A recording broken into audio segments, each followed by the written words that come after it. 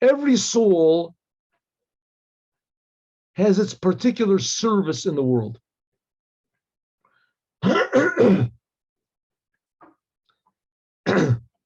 Especially in the areas of intellect and emotions, according to that, the nature of that soul. By the Jews, especially, it's learning Torah, doing commandments, praying to God, loving God.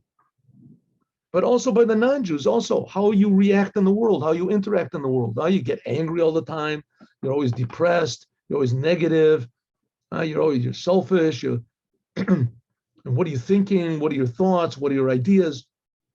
In accordance to that soul's nature, it says, from my foes, you have given me wisdom. From my, where does this come from? In Psalms. From my enemies, and as you can learn from evil tendencies, selfish tendencies, one detects in your own natural traits, you can become wise and know how to handle the correction of these traits. Right? Let's say you have a bad temper. Everything gets you angry, right? So now what are you supposed to do? What's lacking is peace in your soul. You're lacking peace in your soul. Why are you lacking peace in your soul? Because you think you're all alone. You're off balance. If a person realizes, hey, I'm being created and God is creating me, and everything that happens in the world, God is making it happen. I don't understand this, but if I believe that it's true, then I don't get so angry. I'm not alone I have a little bit of peace in my soul. And you can always grab onto this peace. So, and you start to get angry, you think, 1 second, God is making the whole thing. God is making me. God does not want me to get angry, and it's not necessary to get angry. What am I getting angry for? It doesn't help. What does it benefit? Right? There's sometimes you have to show yourself to be angry. When you're teaching your children or whatever you're teaching in class, sometimes you have to show the children, I want everybody to be quiet. All right, everyone be quiet. Sometimes you have to show it. Usually that also, to a great degree, also doesn't work. But sometimes to a certain degree, especially if you're angry and the children see that you aren't really angry, that you're doing it for them.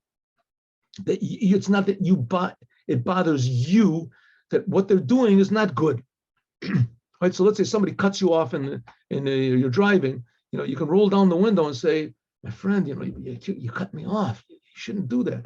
The person says, I dropped dead. I said, okay, I'm sorry, I'm sorry, but God bless you. Have a good day. The person will go home and he'll think, maybe I should become like that guy. What am I getting out of this? Not only cut him off, I also got angry.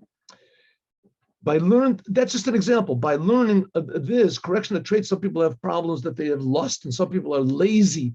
Some people are depressed because they don't have anything happy. From the bad character traits, which you have naturally, they're there in order to give you a lesson how to internalize and to first of all, to subordinate these bad things and how to use them, right, to transform them to serve God. Depression you can use to be serious. Serious is a good thing, right? Be serious, etc. Well, all the bad things that you have are just signs to tell you have to, first of all, when a person has these bad character traits, it's personal, it's him. I am depressed, I am angry, I desire, it's something inside, which is not the case Torah and the commandments. That's something that I do. It's not me, right? That I love God. It has to be transformed the other way around. It has to be that your emotions and what's inside of you, that's your connection to your creator. And externally, the ideas, that's the bad things in the world. You can understand how to deal with it. Okay, as we'll continue, God willing, tomorrow, Friday. Now let's story time, 1 minute.